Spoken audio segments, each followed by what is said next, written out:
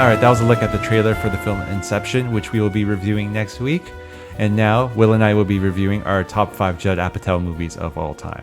So we basically have one rule to qualify for this list. Judd Apatow must have either written, directed, or produced the film. That's it. Yep. So yeah, he's actually, a great writer director, but he's actually also produced a lot of movies that we've seen. And it's like, as we go through the list, it's like, well, he produced that too? He made that too? Yeah.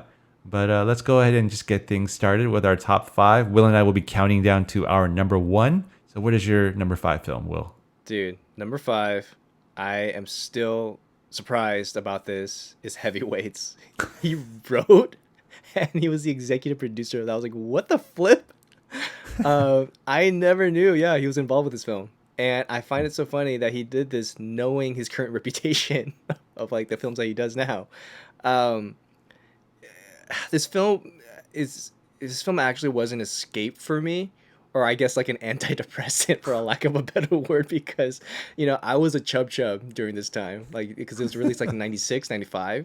Yeah, I was like 10 years old, and it kind of made me feel better about myself, like even when I was teased a lot for being fat.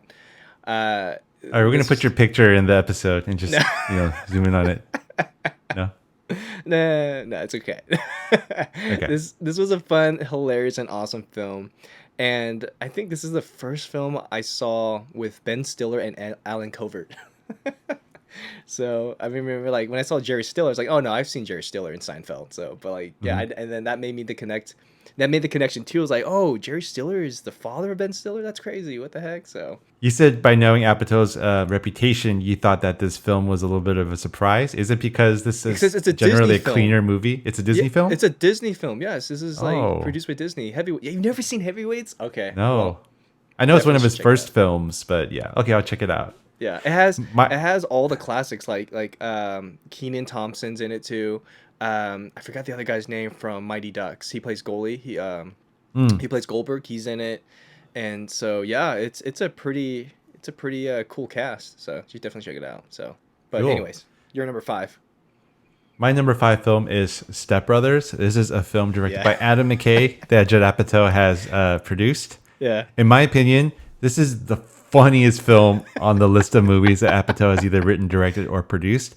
I can watch this film over and over and over again and still bust out laughing. And literally, they're just like, I can just like start watching it from anywhere, 30 minutes in, 45 minutes in, an hour in. And I'm just be like, hey. I'll be like hitting my wife. You got to watch this. You got to watch this part. You got to see this. It's so funny. Why did you let us make bunk beds? Boats and hoes. I'm sorry. I'm going to stop now. I can't really say it's an excellent movie, but that's okay because it's quotable. It's quotable. It's so quotable. Yeah. Yes, I love exactly. So I really, really loved it. Oh man. So that's my number 5. Nice. What's your number 4? My number 4 is Fun with Dick and Jane, and he was one of the writers for this. This was such a fun and hilarious film to watch, and I think it was interesting to see them making fun of the accounting scandal behind Enron. It was such a huge mess for former employees who were directly affected by the scandal, receiving no pension, and who were just starting their lives. It's like semi-slapstick, semi-dark comedy, and Jim Carrey, dude, just does not fail with his performance. It was so good. So I have not seen this movie either. Are you freaking kidding me? What the heck? Okay. I'll check that one out as well. Cool. My number 4 film on the list, this is the only film that he directed, which is on my list, is Trainwreck. So in my opinion, this is the best of the films that Apatow has directed. It was laugh out loud funny. And it's funny, every one of his movies or a movie that he produces has some sort of a breakout surprise performance where you're like, wow, that person is really, really good. And here there's 2. There's John Cena. Who would have thunk he was a great comedic actor? Now he's in so many movies, right? And of course, what really shocked me is that LeBron James is actually funny and he can act. Oh wow! And yeah, I'm happy. I can't wait to see him in Space Jam 2. Before you continue though, John Cena or Dwayne Johnson as actors, which one do you like better? Ooh. Okay, I think Cena's more versatile. Okay. The Rock will. I agree. Yep. So going back to Trainwreck, Bill Hader is also really, really good, and this is Of a course. star-making turn for Schumer, who also wrote the film. And I Mm, honestly don't know if she will be in anything as good again, but that's okay because this is really, really good. And if this is the pinnacle of her career, I think that's a proud pinnacle to have. So, Trainwreck is my number 4. Going over to your number 3 film. my All right. number three is The King of Staten Island, which is him writing. He wrote, directed, and produced this film.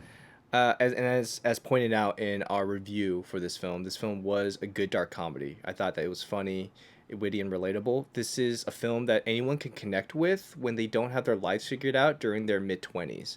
So Mm. it's yeah. So I was surprised myself to think like, wow, like I really put this at number three, but knowing just seeing this film as one of Judd's more, I guess, serious and kind of Serious? personal Yeah. film, it really made an impression on me. So My number 3 Apatow movie of all time is Bridesmaids. So this is basically the female Apatow movie. yeah, Same college toilet humor, same star-making turns from supporting characters. But instead of like a dysfunctional, degenerate male that has to grow up, it's a woman this time, played by Kristen Wiig. yeah. This film was actually nominated for Best Original Screenplay at the Academy Awards. To me, this film is not as funny as a lot of my friends think it is, but it's funny Whoa. enough. Yeah. And the story is really engaging, and you have some amazing performances from Melissa McCarthy. Also, I think this is when Ellie Kemper and Rebel Wilson really got noticed, and obviously their careers are just blowing up and pretty big right now. But yeah, just the character journey that Kristen Wiig's character has from beginning to end is really, really good. That is my number 3 movie. Want to ask you what your number 2 favorite film from Apatow is of all time. Our number two is, you and I both said super Yep. bad. Mm-hmm. Super bad. He was a producer of this film. Yeah.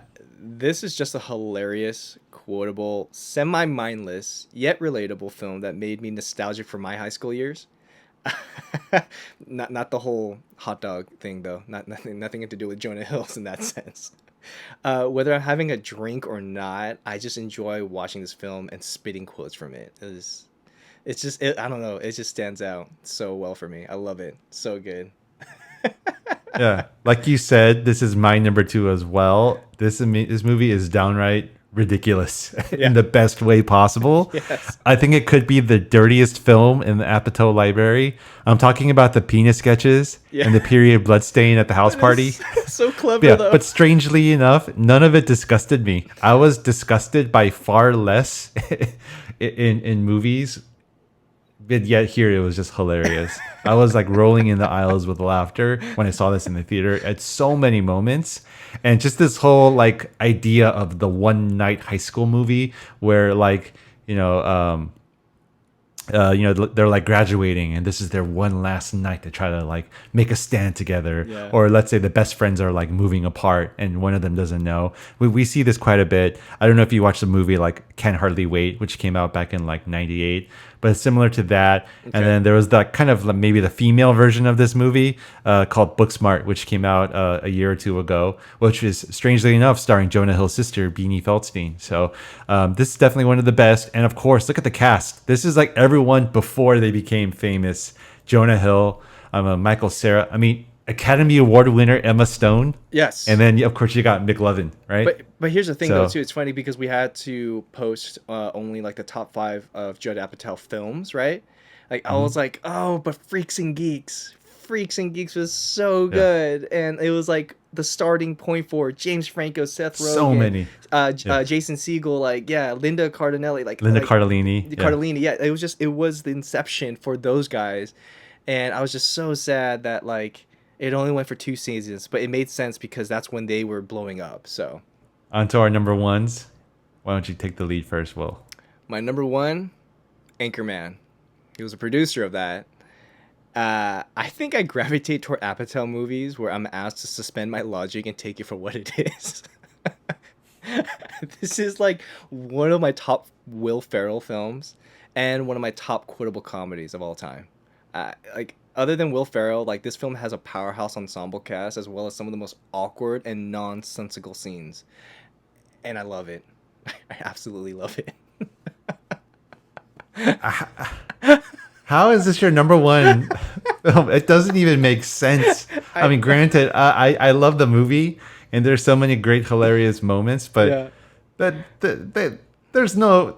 It This doesn't have to movie make doesn't make sense. any sense. It doesn't have to make sense, bro. Like I said. My number one film of all time is The Big Sick. It's not the funniest movie on this list, but is by far the most heartfelt.